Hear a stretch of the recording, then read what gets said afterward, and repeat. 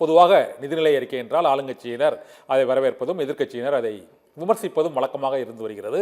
ஆனால் இந்த 2026 இடைக்கால பட்ஜெட் என்பது ஒரு 5 ஆண்டுகால திமுக ஆட்சியின், தமிழக அரசின் அந்த பல்வேறு செயல்பாடுகளை ஒரு தொகுப்பாக இந்த நிதிநிலை அறிக்கையில் நிதியமைச்சர் தங்கம் தென்னரசும் வேளாண் துறை அமைச்சர் MRK பன்னீர்செல்வமும் அதை வாசித்தார்கள். இந்த நிதிநிலை அறிக்கை தாக்கல் செய்யப்பட்ட சூழ்நிலையில் இப்போது எதிர்க்கட்சித் தலைவர் எடப்பாடி பழனிசாமி இது 5 ஆண்டுகளில் மக்களின் எதிர்பார்ப்புகளை பூர்த்தி செய்யவில்லை என்று அவர் விமர்சித்திருக்கிறார். இதே போல தமிழக பாஜகவின் முன்னாள் தலைவர் அண்ணாமலை மற்றும் தற்போதைய தலைவர் நயனா நாகேந்திரன் உள்ளிட்டோரும் இது மக்களின் எதிர்பார்ப்புகளை பூர்த்தி செய்யவில்லை என்று அவர்கள் விமர்சித்திருக்கிறார்கள். இது குறித்து முதலில் புதுக்கோட்டை சீனிவாசனிடம் கேட்கலாம். சீனிவாசன் சார், இந்த 5 ஆண்டுகளில் எந்த பிரதான வாக்குறுதியை திமுக அரசு நிறைவேற்றவில்லை என்று நீங்கள் நினைக்கிறீர்கள்? நீட் தேர்வு தவிர மற்ற வாக்குறுதியை கூறுங்கள் சார். சார், இவங்க 500க்கு மேலான வாக்குறுதிகள் சொல்லியிருக்கிறாங்க. கடந்த தேர்தல் பரப்புரையில் 21ல் சொன்ன அந்த வாக்குறுதிகளில் ரொம்ப பிரதானமான வாக்குறுதிகள் கல்வி கடன், மாணவர் சம்பந்தப்பட்ட ஏழை எளிய மாணவர்கள் சம்பந்தப்பட்ட கல்வி கடன் வாக்குறுதி. அதை தொடர்ந்து அரசு ஊழியர்களுக்கு சம வேலைக்கு சம ஊதியம், இது மாதிரி வாக்குறுதிகள்லாம் அவங்க கொடுத்துருந்தாங்க. 2 தான் சார். ஆனால் 4ல் 1 பங்குன்னு சொல்கிறாங்களா சார்? 535ல் 4ல் 1 பங்கு தான் அவங்க நிறைவேற்றிருக்கிறாங்க, மற்ற எல்லாமே நிறைவேற்றல அப்படின்னு சொல்றீங்க. அந்த 4ல் 1 பங்கு தவிர மீதி நிறைய இருக்கணும் அப்படின்னா 535 இல்லை சார். அதாவது இது ஒரு அரசுக்கான கடமை.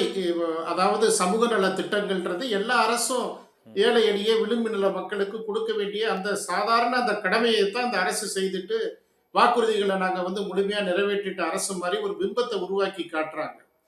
நீங்க 1952 நடப்பு 21 வரையும் அந்த நிதிநிலை அறிக்கையில இதுவரையும் தமிழகம் வாங்கி இருக்கிற கடனை விட இவங்க கடனை அதிகப்படுத்தி இருக்கிறாங்க. அவ்வளவும் தமிழக மக்கள் மீது 1 லட்சத்திற்கு மேலான கடனை ஒவ்வொரு மனிதர் தலையிலும் இவங்க சுமத்தி வச்சிருக்கிறாங்க. சரி, இவங்க இவ்வளவு தூரம் வாங்கி இருக்கிறாங்களே, கடன் வாங்கி இருக்கிறாங்களே, இவங்க என்ன பண்ணாங்கன்னு பார்த்தா, அதிமுகவுடைய பொதுச் செயலாளர் சொன்ன மாதிரி அழகா இருக்கின்ற அத்திப்பழம் புட்டு பார்த்தால் பல பஞ்சாங்கம்னு சொல்லுவாங்க பாருங்க. அது மாதிரி ஒரு விதமான ஒரு மாடல் அப்படின்னு சொல்றாங்களே தவிர இந்த அரசு இந்த மக்களுக்கான எந்த விதமான நேரடி மக்களுக்கு பயன்பெறுகின்ற அரசாக இந்த அரசு இல்லை. இதுதான் இந்த நிதிநிலை அறிக்கையில அவங்க சொல்லியிருக்கிறது. வெறும் வெற்று வாக்குறுதிகள் கொடுத்து நாங்க ஏதோ வானத்திலிருந்து கொண்டு நிறைய சாதிச்சிட்டோங்கிற மாதிரி ஒரு பிரம்மையும் பிம்பமும் கட்டமைக்கப்பட்டிருக்கிறதே தவிர இந்த நிதிநிலை அறிக்கை மாதிரி ஒரு மோசமான, அதாவது வாங்கிய கடன்ல மூலதன அந்த மோசமான அம்சங்கள் தான் சொல்றாரு. கல்வி கடன் தள்ளுபடி செய்யப்படவில்லை, சம வேலைக்கு சம ஊதியம் கொடுக்கவில்லை, அதிக கடன், இந்த 3 தவிர இந்த 5 ஆண்டுகளில் நிறைவேற்றாத மிக முக்கியமான கோரிக்கைகள் என்ன குறிப்பிட்டு சொல்லுங்க. வாங்கிய கடன்ல மூலதன செலவு போக இந்த 1.34 லட்சம் கோடியை இந்த அரசு என்ன செய்தது, எந்த மாதிரியான திட்டங்களை மக்களுக்கு கொடுத்துருக்குறாங்க. இப்ப இதெல்லாம் நீங்க யோசனை பண்ணி பாருங்க. பற்றாக்குறையே ஒழிக்கல, அவங்க மாறாக உயர்த்தி வச்சிருக்கிறாங்க. அப்ப இவங்க என்ன சொல்ல வர்றாங்க? இவங்களுடைய கடந்த கால இந்த ஆட்சி நிறைவு செய்யப்படுகின்ற இந்த ஆட்சிக்கும் மக்களுக்கும் உள்ள தொடர்பு என்ன? மக்களுக்கு என்ன திட்டங்களை இவங்க கொடுத்துருக்குறாங்க?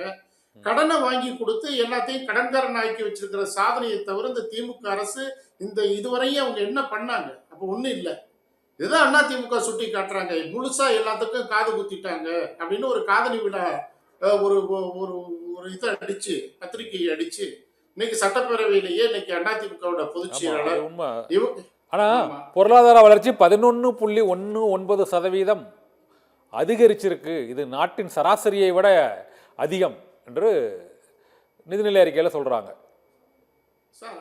ஒட்டுமொத்த இந்திய மாநிலங்களின் சராசரியை விட தமிழ்நாட்டின் வளர்ச்சி விகிதம் 11.19% அப்படின்னு பொருளாதார ஆய்வறிக்கை. சார், நீங்க ஏட்ல எழுதி வச்சுட்டு தமிழ்நாட்டுடைய நிதிநிலை அறிக்கையில நீங்க ஒவ்வொருத்தர் தலையிலையும் கடனை சுமத்தி வச்சுட்டு ஒரு சிம்பிளான கேள்வி சார், கடன் வாங்கியிருக்கீங்கல்ல, எதுக்காக கடன் வாங்கினீங்க, என்ன பண்ணினீங்க, அது மக்களுக்கு எந்த வகையில பயன்பட்டு இருக்கு அப்படின்றத சட்டப்பேரவையில இந்த அரசு சொல்லணும்ல.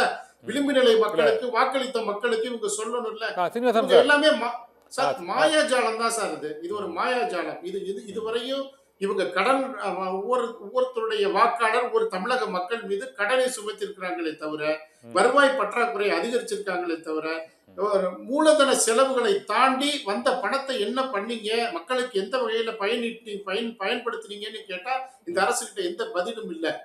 இது வாக்குறுதிகள்லயும் தோல்வி பெற்ற அரசு, நிதிநிலை அறிக்கையில தோல்வி பெற்ற அரசு, மக்களுக்கு நேரடியாக எந்த திட்டங்களையும் சேர்க்காத ஒரு அரசு. இது சும்மா வெற்று விளம்பரம், வாய்ஜாலம், ஸ்டிக்கர். இதை தவிர இந்த அரசு கிட்ட எதையும் இந்த இந்த ஆண்டுல எதையும் இவங்க இத்தனை பூர்த்தி செய்ய போகிற இந்த காலத்தில் கூட இறுதி நிதிநிலை அறிக்கையில் கூட தமிழக மக்களை வஞ்சித்திருக்கிறார்கள். தமிழ்நாடு மிகவும் பின்னோக்கி போயிருக்கிறது. 70 ஆண்டுகள்ல இல்லாத கடனை இவங்க இந்த நிதிநிலை அறிக்கையில வாங்கி இருக்கிறாங்க. அதுக்கு என்ன காரணம்னு கேட்டா சொல்ல மாட்டேங்கிறாங்க. அப்ப இது முழுக்க முழுக்க ஒரு வெற்று அரசு, மக்களுக்கு சுமையான அரசு. இந்த அரசை அப்புறப்படுத்துறதா இந்த 26 சட்டப்பேரவை தேர்தல் தமிழக மக்கள் முடிவெடு. உங்களோட முதல் கட்ட கருத்தை எடுத்துக்கிறேன் சார்.